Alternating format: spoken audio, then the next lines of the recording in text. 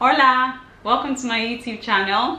So today I decided to make this video because I remember it is almost Christmas time, and usually what happens around this period is a lot of traveling going on. And something that usually happens from my country of origin is that some brothers from all over the world travel back home to get married to their girlfriends, which is a good thing, of course, if you end up with a good person. So I made my own move a year ago, and I had enjoyed a long distance friendship with my husband that had blossomed into marriage, and at some point it was time for me to relocate and go live with him. I remember I had a series of questions in my head, like, will I be able to cope in this country? Will I be able to settle in easily? What are their cultures like? All those kind of small questions that can hover around your head. So today I will just be sharing my own tips and advice. This video will make a lot of sense for people who have never left their countries, who are making their first trip abroad, or if you're traveling abroad to school, or if you're also moving from a hot country to a cold country. And first on my list, I'll say be quick to ask questions and understand airport policies. It's easy for you to get into an airport and get lost. So one thing you should always do is make sure you watch out for airport officials. I know it's not usually easy for some people to ask questions because they probably have this feeling that nobody's going to like pay attention to what you want to say. But I'll advise that you should be very free to ask questions, and also understand that every airport has rules and regulations that border around the limit of luggage you can carry. For me, I had a 30 kg suitcase and a 7 kg backpack. I also had my wedding photo album that was about 4 to 5 kg. I made an 8-hour trip from Nigeria to Dubai, and at the end of the day, by the time I had arrived Dubai, I didn't even know that I could use the free trolleys in the airport. So I was walking around the airport for about 2 hours with 20 kg of luggage, plus of course I had bought some things at the airport. So I was just walking around the airport trying to figure out how to find my gate, how to settle down before my next flight anyway, which was very silly of me. I could have as well just asked any airport official that I saw around.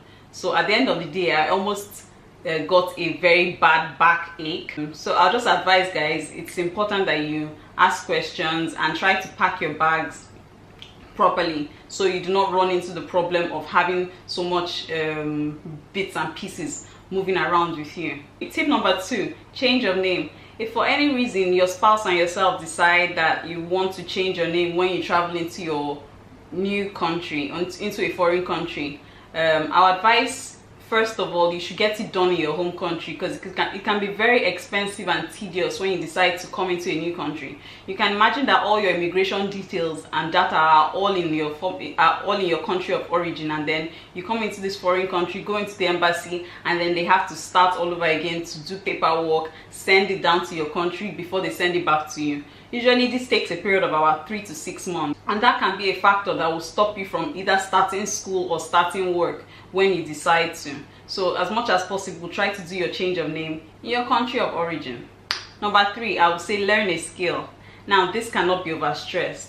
You could use this as a contingency plan for just in case you come into a country and then that dream job that you probably had in your mind doesn't work out immediately for you.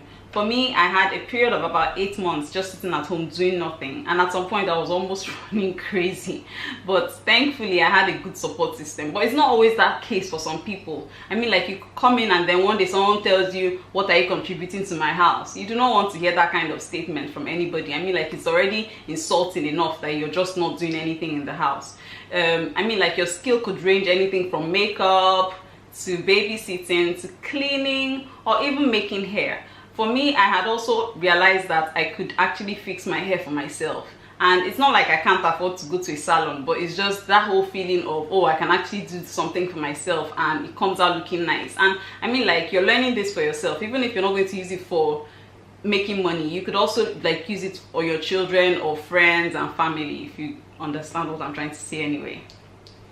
Moisturize your hair to avoid breakage. I know lots of times we ladies, we like to come in to foreign countries with or at least cold countries with our 1 million braids. It's really nice, but then like if you don't understand that you need to moisturize your hair, you're going to loosen it, and you find out that you have half of your hair on the floor. For someone like me, I had come into the country with my kinky braids, and I did not even understand that I was coming from a country that had totally different climates. And by the time I had loosened my braids, half of my hair had gone off. It's just recently that I started to grow my hair all over again.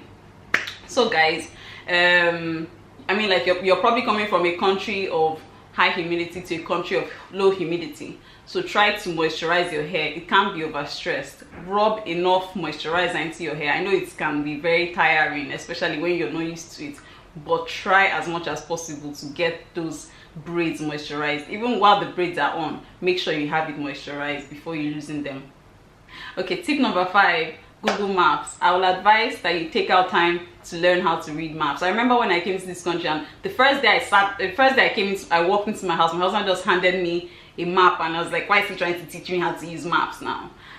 But eventually I realized that it was all for my own good. If you do not understand how to read maps, you feel very handicapped here, because there's nobody that's going to be taking you around. I mean, like when I was back home, I just needed to call a friend, please come and take me somewhere, or call a brother somewhere, please, I need to hang out somewhere, and there'll always be a car to take you to wherever you want to go to.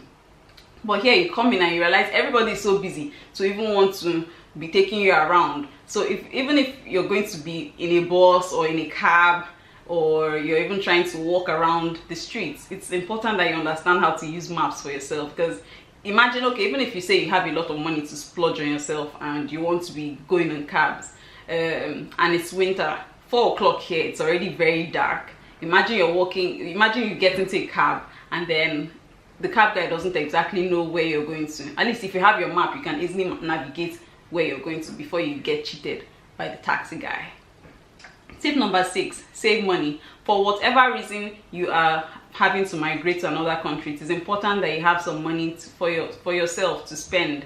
I mean, you do not want to always ask for money for toiletries, or money for one special top that you just saw in a store that you secretly want to go and buy.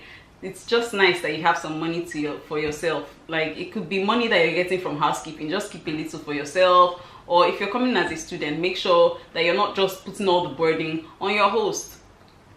Have some money that you can also spend for yourself. I mean, you can save, you can invest in things. It doesn't just have to be money in a bank. It could be money that you have invested into something. Before I got married, I found myself investing in some properties, and even if I do not want to build on them today, I could still always go back home and sell them, and it's still money that comes to my pocket, and it makes a lot of sense eventually. Nobody's ever going to tell me this is not your property or this is not your property. It is all in my name.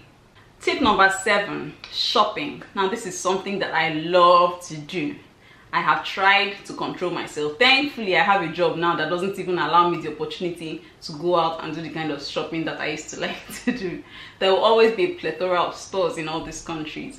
So just understand that every time you walk outside, there's always going to be something special on sales. Today is 90%, tomorrow is 70%, tomorrow is 80%, tomorrow it is buy one, get one free. You need to learn to control yourself from going into misplaced shopping, because at some point you realize that you haven't even decided on your sense of style. Maybe like you see a jacket today and it looks oh so gorgeous, but in 3 months time you walk out and then you now realize like that is not what is in vogue in the country that you're living in, and then you now be like, oh, I want to change this jacket, and you realize you have lots of shoes and lots of bags and lots of dresses that you're not going to wear anymore, all packed up in your wardrobe. There will always be sales. So guys, try to control yourself with the shopping. So now this point is still about buying cheap stuff for cold.